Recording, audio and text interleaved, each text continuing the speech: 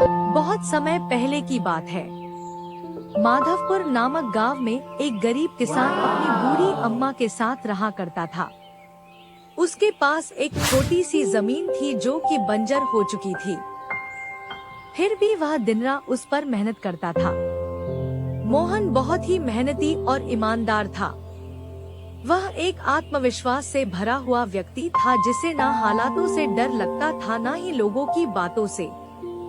हर दिन सूरज उगने से पहले ही वह उसी आत्मविश्वास के साथ उठता और अपने खेत की ओर बढ़ता जहां सिर्फ बंजर जमीन थी, लेकिन उसके सपनों की हरियाली छिपी हुई थी। उसे यकीन था कि एक दिन उसकी मिट्टी उसे जरूर जवाब देगी, सोने जैसी फसल बनकर। ओ बेटा मोहन, तेरे लिए मैंने जमींदार से बात कर ली है। वो तुझे अपने पास काम पर रख लेंगे। तू भी जाकर उनसे एक बार बात कर ले बेटा। अब हमारे बस की बात नहीं रही। कम से कम वहां रहकर तू अपना गुजारा तो कर पाएगा। मुझे तेरा बहुत ख्याल है मोहन, इसलिए यह कदम उठाया। जाकर बात कर ले, सब ठीक हो जाएगा।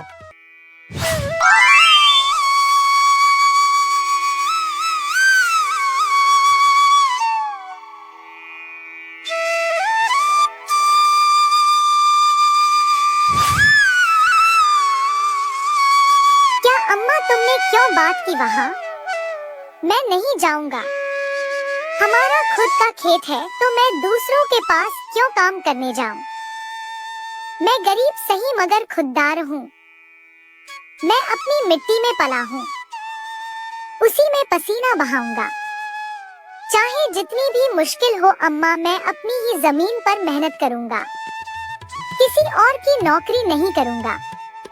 अरे मोहन, उस बंजर जमीन में क्या उगाएगा तू? वो जमीन अब बिल्कुल बेकार हो गई है बेटा।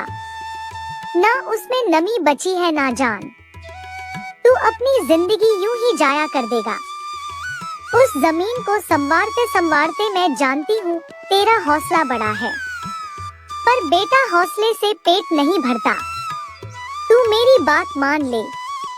वो जमींदार कम से कम तुझे रोज की रोटी तो देगा। अपनी जिद छोड़ दे बेटा। तू थक जाएगा पर वो जमीन कुछ नहीं देगी तुझे। अरे अम्मा, तुम बेकार में ही इतनी परेशान हो रही हो। देखना, एक दिन मैं उसी जमीन से सोना निकालूंगा। यह जमीन ही हमारी सबसे बड़ी ताकत बनेगी। मोहन खेत में काम कर ही रहा था कि तभी वहाँ पर एक आदमी आकर बोला, अरे मोहन भैया, आपको भी मानना पड़ेगा। आप फिर से इस बंजर जमीन पर मेहनत कर रहे हैं। अरे मंगेश भैया, अब क्या करें? जमीन हमसे ज्यादा मेहनत करवा रही है, पर क्या करें? धरती तो माँ समान होती है, जैसा वह चाहे वैसा ही करना पड़ता है। कभी सख्त हो जाती है, कभी चुपचाप सब सह लेती है, कभी बीज को छुपा लेती है तो कभी उसे जीवन दे देती है। हम तो बस उसके बच्चे हैं जो उसके हर रंग को अपनाना जानते हैं। थक तो जाते हैं भैया, पर जब मिट्टी की खुशबू आती है ना तो सारी थकान उतर जाती है। उम्मीद है यह माँ हमें खाली हाथ नहीं लौटाएगी। बस थोड़ा और सब्र, थोड़ा और विश्वास। आप जैसा मूर्ख तो मैंने आज तक नहीं देखा भैया। क्या सोचते हो आप? दुनिया कहां से कहां पहुंच गई और आप अब भी उसी बंजर जमीन से उम्मीद लगाए बैठे हैं। मोहन के पास उस आदमी की बातों का कोई जवाब नहीं था। वह वहां से अपने घर चला जाता है। जब दोपहर को मोहन थक हार कर घर पहुंचता है तो देखता है कि माँ बुझे हुए चूल्हे के पास चुपचाप बैठी है। क्या हुआ अम्मा? तुम ऐसे क्यों बैठी हो? खाना क्यों नहीं बनाया? क्या बात है?